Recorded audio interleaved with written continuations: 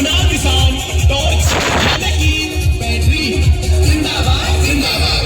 अपने सारे युवा साथी जिंदाबाद जिंदाबाद। आने वाली 25 तारीख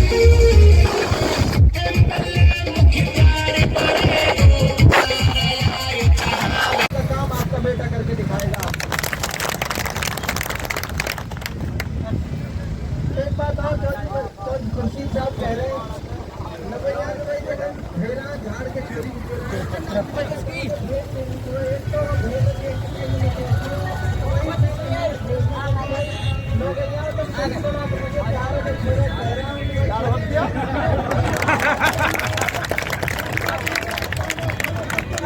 वो सिर्फ चाहती है पहली में वो बेटी, पहली तैयब की बेटी। ये इस मिथ को तोड़ना है और हम सब जितने भी नौजवान हैं सबको आगे बढ़ना है, सबको राजनीति में रुचि नहीं है। वो हमारा दुश्मन है जो हमसे ये कहता है तेरा क्या मतलब राजनीति में जाने का, वो हमारा सबसे बड़ा दुश्मन है, ये पल्ले नहीं रखने वालों। तो इसलिए वक्त कम है, बहुत सारे कार्यक्रम हो रहे हैं। आप सब लोग मजबूती के साथ सारे इख्तिलाफ खत्म करके इस नौजवान को वहाँ पहुँचाना है। चाहे की बात रखी जाएगी, हम लोगों ने भागने का मुद्दा हमारी विधायक हमारी बात रखे ना, सिर्फ जुनाद को जिंदा सुना दिया गया था। हमारी अड़ोस पड़ोस के विधायक ने मुंह नहीं खोला और आप लोग ये पल्ले गैस लगा लो। जितने भी विकास हुआ है पूरी राजस्थान में हुआ है। अगर कोई स्पेशल विकास होता तो उसके लिए विधानसभा में आवाज उठानी पड़ती है। विधायक जाहिदा खान ने कोई आवाज नहीं उठाई।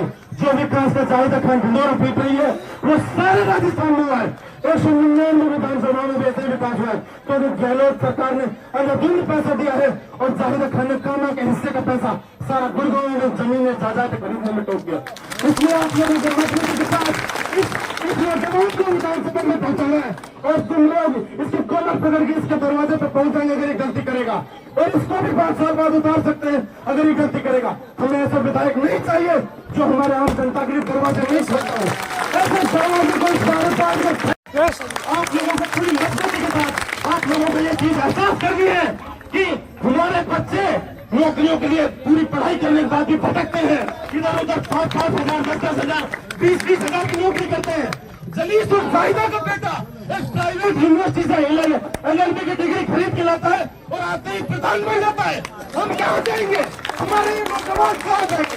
हमारी माई कहाँ जाएंगी? इन गाँव में जो बैठ आज खेलों का तमाशा देख रही है, इस तरह से देख रही है। आज एक आपने देखा आज तक जाहिदा खान ने किसी भी औरत का हौसला अफजाई की, किसी अच्छे काम के लिए बढ़ावा। पहले तो मैं गांव की तमाम सरदारी का शुक्रिया अदा करता हूँ, धन्यवाद अदा करता हूँ। आपने जो मान सम्मान दिया, आपने जो प्यार दिया, उसको मैं पूरे जीवन भर भुला नहीं पाऊंगा। उसका एहसानमंद रहूंगा, उसका कर्जदार रहूंगा पूरे जीवन भर। और ये पगड़ी जो आपने मुझे पहनाई है, इस पगड़ी का पूरे जीवन भर मान रखने का, सम्मान रखने का काम मैं करूँगा। इस दूसरी बात साथियों, मैं बहुत संक्षिप्त में आपको बताना चाहता हूँ। जिस दिन मैंने पहले दिन चुनाव लड़ने की घोषणा की थी, उस दिन मैंने मेरे उसूल थे कि मैं इन उसूलों पर राजनीति करूँगा। और उनमें से सबसे पहला उसूल ये था, क्योंकि मैं समझता हूँ कि ये जो इलाका है इसको ब्रज भी कहते हैं, इसको मेवात भी कहते हैं। ये मोहब्बतों का ऐसा संगम है, ये सातु बिरादरी 36 बिरादरी का ऐसा संगम है प्यार मोहब्बत का, जो पूरी दुनिया में कहीं नहीं है। तो मैंने पहले दिन अपना पहला वचन मेरा ये था कि पूरे जीवन भर मुख्तियार किसी से जाति धर्म के नाम पर ना तो वोट मांगेगा ना राजनीति करेगा जाति धर्म के नाम की। ये सच्चाई ही थी मेरी जिसने मुझे ताकत दी, ये सच्चाई का रास्ता ही था जिसने मुझे हिम्मत दी, क्योंकि मैं धर्म जाति के नाम पर राजनीति नहीं करना चाहता था। मैं आपसे वादा करके जा रहा हूँ, 36 बिरादरी के लोगों को एक आंख से देखने का काम मुख्तियार करके दिखाएगा। एक आंख इसलिए कहता हूँ, बहुत सारे बाहर के भीतर के कितने अलग अलग तरह के कैंडिडेट हैं जो 20 दिन पहले आते हैं इस इलाके से, जाति धर्म के नाम पे नफरत फैलाकर चुनाव जीतना चाहते हैं। इस बार ये लड़ाई 36 बिरादरी की, इस इलाके की लड़ाई है, इस इलाके को बचाने की लड़ाई है। इन नौजवानों की बाजुओं के बल पर यहाँ तक पहुँचे हैं। अब आप जिम्मेदारों को मैं सौंप के जाता हूँ इसको। इस बार हमारे भविष्य के लिए, हमारी आने वाली नस्लों के लिए इस लड़ाई को मजबूती से लड़ जाओ, पूरी ताकत से लड़ जाओ। कुछ साथी आज देखो पूरे इलाके में कहीं फोन कर लो आप, हर जगह से एक आवाज है, 85% मुख्तियार है हर इलाके में।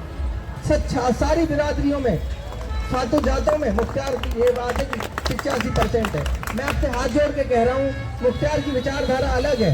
मुख्तार ये चाहता है जिस दिन जश्न मनाए तो 85% नहीं 100 के 100% लोग जश्न मनाए आपकी जीत का।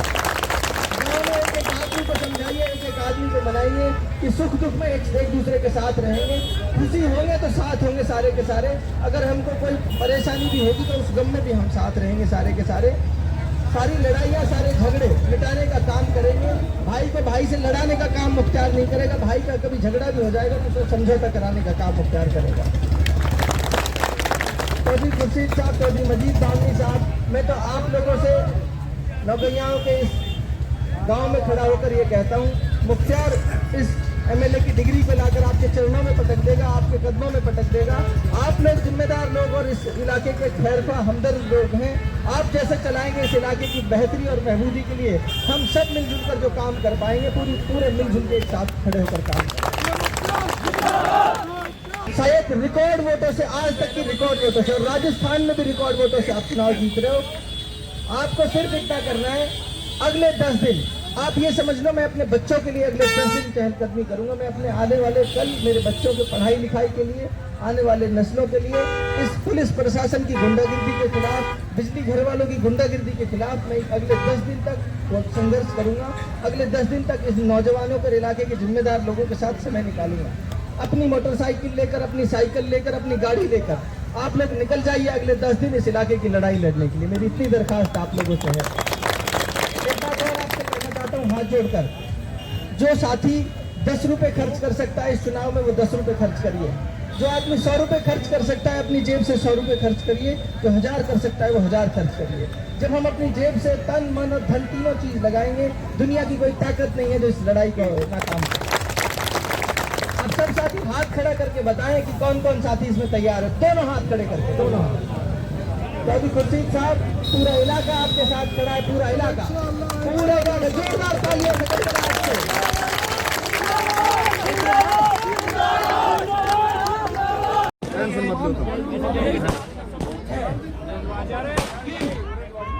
कामा की जनता, कामा विधानसभा का बदलाव चाह रही है।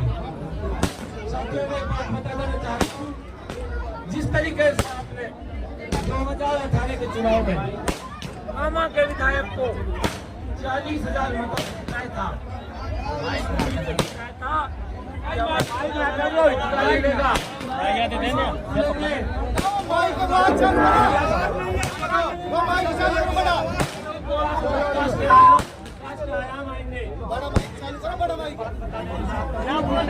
कामा की विधायक जायदा खान ने यहाँ पर